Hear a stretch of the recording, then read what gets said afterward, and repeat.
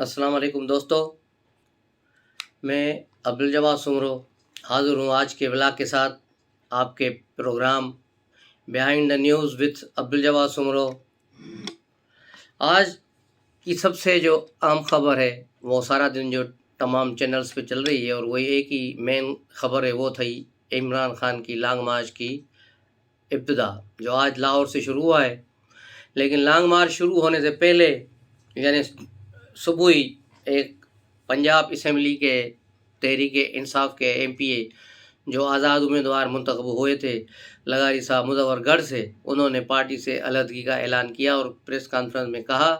کہ میرے ساتھ 4 ایم پی ایز اور بھی ساتھ ہیں، ہم جس وقت کہیں گے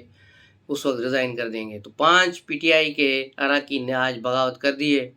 اور کل جو ہے فیصل واڈا صاحب نے بھی جو ہے پی ٹی آئی پر خودکش حملہ کیا تھا۔ اور اب جیسے جیسے صورتحال آگے بڑھتی جائے گی اور ان کی نا امیدیاں بڑھتی جائیں گی، پی ٹی آئی سے لوگ اڑنا شروع ہو جائیں گے، اور بہت سارے وہ لوگ جن کو کسی فون پر یا کسی اشارے پر پی ٹی آئی میں شامل کیا گیا تھا، وہ اب اس فون اور اشارے کے انتظار میں ہیں کہ ہمیں کوئی اشارہ ملے، کوئی فون آئے تو ہم رخت سفر باندھیں اور کہیں اور چلیں۔ لانگ مارچ میں ظاہر ہے لاہور شہر ہے، بہت بڑا شہر ہے، اور پنجاب کی جو ہے مختلف شہروں سے گاڑیوں کے قافلے پہنچائے گئے ہیں، سیالکوٹ سے، کاموکی سے، ملتان سے اور دیگر علاقوں سے جو جنوبی پنجاب سے تعلق رکھتے ہیں، صادق آباد، رحیم یار خان اور گرد نواح لاہور کے۔ تو کافی کراؤڈ ہے لاہور میں، ایسا نہیں ہے کہ لوگ نہیں ہیں، لوگ ہیں، گاڑیاں بھی ہیں، لیکن ابھی یہ ابتدائی مرحلہ ہے۔ آج یہ جو ہے لانگ مارچ لاہور میں ہی رہے گا، رات تک یہ شاہدرہ پہنچ جائے گا، شاہدرہ میں ان کا جلسہ ہوگا، وہی جو عمران خان نے کہا تھا کہ بھائی انٹرٹینمنٹ ہوگی، دھوم دھڑکا ہوگا، ڈانس وانس یہ وہ، تو رات کو شاہدرہ پہ یہ پروگرام کریں گے، اس کے بعد لوگ اپنے گھروں کو جائیں گے، اور صبح جو پھر نئے سرے سے قافلہ چلے گا، پھر کل شاید یہ کاموں کی جائے یا گجرانوالا پہنچے، اس کے بعد یہ پھر گھومتا گھماتا جلسے کرتا بڑے مزے سے جمعے کے روز راول پنڈی میں پہنچے گا۔ اصل لانگ مارچ پھر وہاں سے شروع ہوگی کہ پھر کیا ہوتا ہے۔ دوسرا جو کے پی کے سے لوگ آ رہے ہیں، گلگت بلتستان سے لوگ آ رہے ہیں، ان سب کو یہ جمع کریں گے سوابی میں انہوں نے بڑا اس کا ایک جو ہے پلان بنایا ہے کہ لوگوں کو وہاں رکھا جائے گا، اور وہاں سے پھر جس دن یہ پنڈی پہنچیں گے تو وہ سوابی سے موو کر کے اس کو جوائن کریں گے۔ اس طرح کشمیر کے لوگ بھی منگلا کے راستے آئیں گے، اور جو کشمیر کا راستہ دوسرا مری کی طرف سے، وہاں سے بھی لوگ آئیں گے، اور پھر وہ مری سے آگے آ کے اسی جلسے میں شامل ہوں گے۔ اس طرح یہ سارا ان کا ایک پلان بنایا ہوا ہے۔ ادھر گورنمنٹ نے بھی اپنے پلان بنا لیے ہیں، آج بھی جو ہے ریڈ زون کو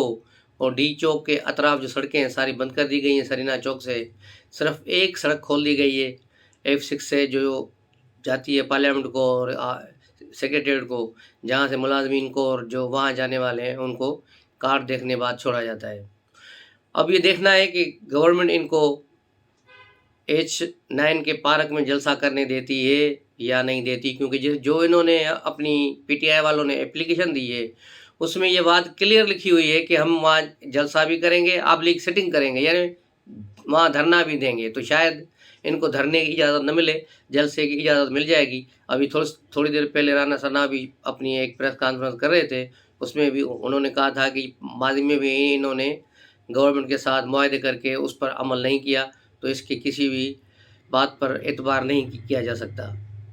تو یہ پہلے دن پر یہ ہوا ہے، اور پرویز الہی صاحب جو ہے ڈبل گیم کر رہے ہیں، ایک طرف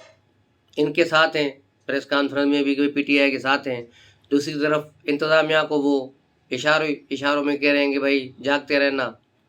ساڈے ہوتے نہ رہنا، جاگتے رہنا، سب اپنے طور سے تیاریاں کرے اور حفاظت بھی کرے اور تھوڑا جلسوں کو مانیٹر بھی کرے۔ اور دوسرا لوگوں میں یہ خوف بھی نہیں ہے کہ پنجاب میں تو ہماری گورنمنٹ ہمیں کون پکڑے گا، تو لوگ مزے سے گھوم رہے ہیں،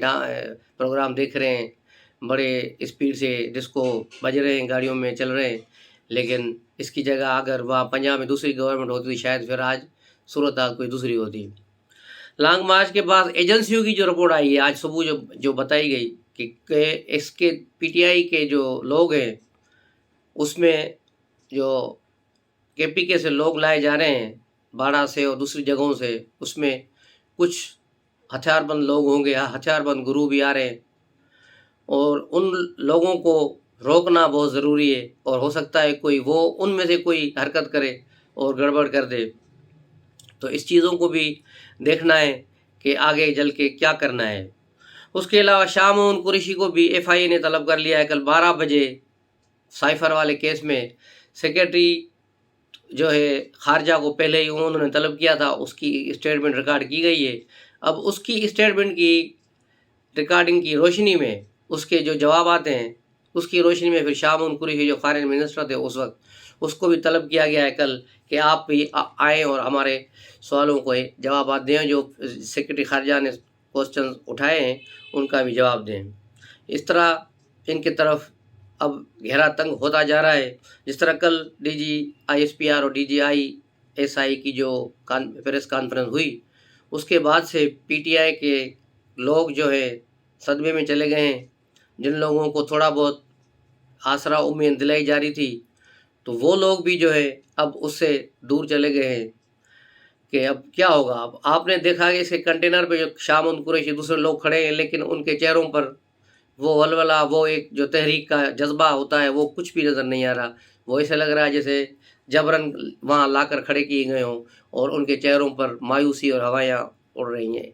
تو اس کی کیا وجہ ہے؟ اس کی وجہ کل کی پریس کانفرنس تھی، اور اس کے بعد کا جو بننے والا سینیریو ہے، آہستہ آہستہ اس کی چیزیں جو کلیئر ہوتی جائیں گی اور ظاہر ہوتی جائیں گی، اور وہ جو فیصلے کر لیے گئے ہیں اس کی اثرات جو ہے اب شروع ہو جائیں گے۔ آج فارن فنڈنگ کیس میں بھی کچھ لوگوں کو جن کے ناموں سے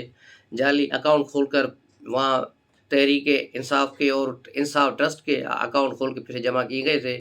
ایف آئی اے نے ان سب کو جو وارنٹ جاری کر دیے ہیں آج۔ اس میں سے کافی لوگوں کو ایف آئی ڈھونڈ رہی ہے، ہو سکتا ہے کل تک ان کو گرفتار بھی کر لیا جائے۔ کل ایک صحافی کو جو اے آر وے پہ بھی آتے ہیں، آپ نے بھی دیکھا ہوگا، غلام حسین چودھری، غلام حسین، اس کو بھی ایک کیفے سے اٹھایا گیا ہے، لیکن اس کی گرفتاری 2013 کے ایک بینک کے کیس میں ہوئی ہے، جس میں وہ ڈیفالٹ کر گیا ہے، اور اس نے وہاں جو ڈاکومنٹیشن جو جمع کرائی تھی پراپرٹیز کی سیکیورٹی، وہ ساری فیک ہے۔ تو اس کیس میں انہیں آج جوڈیشل ریمانڈ پر جیل بھیج دیا گیا ہے۔ آگے دیکھیں تو اس پہ کیا صورتحال ہوتی ہے۔ اور دوسری، ارشد شریف جس کو کل تدفین ہو گئی، آج پی ٹی آئی جلسوں میں کوئی ذکر ہی نہیں آ رہا، آج بالکل ہی سناٹا ہو گیا ہے۔ لیکن ہم آپ کو اس سلسلے میں بھی ایک خبر دیں گے، وقار کے بارے میں۔ جو وقار کی ساری آئی ڈیز جو ہے فیس بک سے، ٹویٹر سے سب ہٹا دی گئی تھی، لیکن اس کی شاید ایک آئی ڈی اس سے بند کرنا بھول گیا۔ وہ لنکن پہ آئی ڈی ہے اس کی، وقار امن کے نام سے، اس پہ نیروبی کا پتہ لکھا ہوا ہے، لیکن اس پہ پہلے تصویر چل رہی تھی، لیکن اب اس کی تصویر وہاں سے ہٹا دی گئی ہے۔ اس وقار کے نیچے لکھا ہوا ہے یہ کنسٹرکشن کمپنی کا مالک ہے، پروپرائٹر کنسٹرکشن کمپنی، یہ کچھ لکھا ہوا ہے۔ اب آگے اس پر کیا ہوتا ہے، پاکستانی جو ٹیم ایک گئی ہے نیروبی، وہ وہاں سے کیا خبریں لاتی ہے، وہ کیا وہاں سے آ کر انویسٹیگیشن رپورٹ دیتی ہے، اس کے بعد ہی یہ ساری صورتحال واضح ہوگی۔ اس کے علاوہ سندھ کے لوگوں کے لیے بھی ایک خبر ہے کہ وفاق کی طرف سے جو ہے کچھ ٹیمیں تشکیل دی گئی ہیں، جو 2 دن پہلے سے یعنی یہ کام شروع کر دیا۔ 5 ٹیمیں پورے سندھ میں وہ سروے کر رہی ہیں۔ جو پہلے سروے ہوئی ہے، سندھ گورنمنٹ نے سروے کی ہے یا مقامی سروے ہوئے، ان سروے کو چیک کرنے کے لیے بھی، اور نئے سرے سے جو چیزیں رہ گئی ہیں ان کو بھی سروے میں شامل کرنے کے لیے ایک ٹیمیں نکلی ہوئی ہیں۔ وہ وہاں گھر گھر جا کر سیلاب کے علاقوں میں دیکھ رہے ہیں کہ کس کا گھر کا نقصان ہوا ہے، کس کا زمین کا نقصان ہوا ہے، کس کی فصلوں کا نقصان ہوا ہے، کس کی جگہ ڈیتھ ہوئی ہے۔ یہ ساری چیزیں ہو رہی ہیں۔ تو آپ سب لوگوں سے بھی گزارش ہے کہ جن علاقوں میں یہ ٹیمیں آئیں، ان کو وہاں سے ریسیو کریں اور ان کو صحیح معلومات فراہم کرائیں، تاکہ جو حقدار ہے اس کو اس کا حق ملے۔ اب لانگ مارچ کا یہ سلسلہ چل رہا ہے، ابھی جو ختم ہوگا، ابھی جیسے جیسے خبریں آئیں گی تو انشاءاللہ ہم آپ کی خدمت میں وہ جو ہے ولاگ کے ذریعے لائیں گے۔ ابھی اتنا ہی کافی۔ جانے سے پہلے سب دوستوں سے گزارش ہے کہ مہربانی کر کے پروگرام کو لائک کریں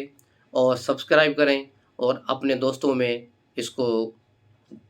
جو شیئر بھی کریں، تاکہ بر وقت یہ ولاگ آپ کو مل سکے۔ السلام علیکم۔